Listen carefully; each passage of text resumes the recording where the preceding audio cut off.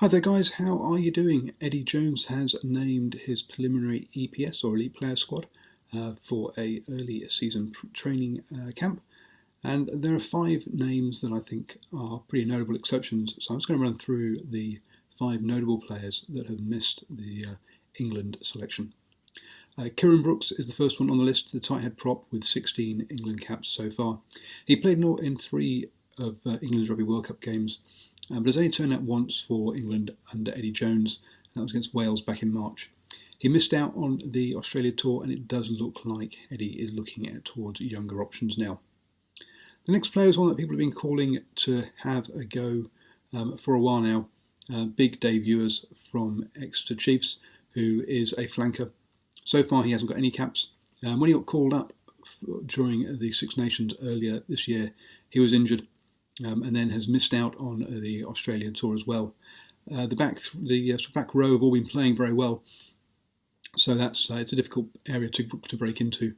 And with Nathan Hughes becoming eligible now, it looks as though he's probably the reason that Dave Ewers has been pipped to the squad at this time. Mac Vezic of Gloucester, another flanker with 3 caps. Someone who's been people have been calling to be in the squad as being the answer to England not having a fetcher. He is one of those that got called up to cover the pre-tour Wales test, but didn't that have missed out. Quite interestingly, all of those players who were called up for that test have missed out on this squad. Maybe the game has moved on a little bit from his style, and he doesn't fit in with the England game plan. I have written a piece just today, looking at maybe whether the rucks are a thing of the past and whether teams are starting to avoid that part of the game to get quicker ball. The next one is Danny Cipriani, the fly half with surprisingly few caps, so only 14 for a player who's been around for quite a long time now.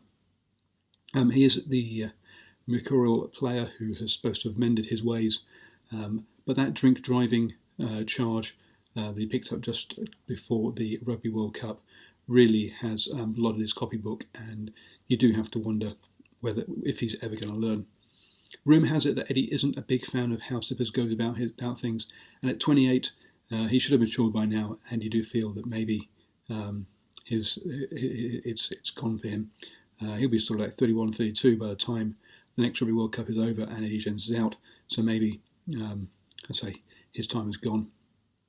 Finally, Chris Ashton, the Saracens winger, with 39 caps, is the most capped out of this group of players. He is a very good player. He does score plenty of tries, but I think he fits into a certain style of play, which is following and being on the shoulder of that of someone breaking the break and being able to follow the ball around very well. He isn't the greatest of defenders, but he has obviously worked on that part, and I just don't think he fits in with the style that Eddie Jones is looking for.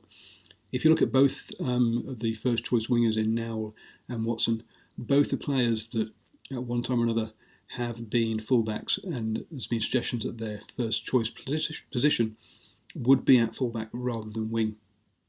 Ashton is very much a winger and not a fullback. He's not that style of player, so maybe he just doesn't fit in and isn't an Eddie player.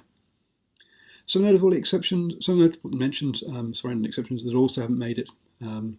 Burrell, who obviously got pulled very early in that first test, and I think we've probably seen the last time in England shirt. Wade, who apparently, from all reports, had a poor Saxons tour. He's 25, so his time isn't gone by any stretch, but there are a lot of younger wingers coming through. And perhaps a younger player who was a bit surprising that so Malander didn't get. Maybe it's a bit of a surprise that under-20s teammate Marchant got the call ahead of him. But both players are players we'll see definitely in the squad in future years. So any players that you think that are notable exceptions we should mention, then hey, leave a comment below or have a chat with me on Twitter at DrivingMaul. And also check out the blog DrivingMaul.com, where I run through the squad that Eddie Jones has picked and look at who has been in and out of that squad. Thanks guys.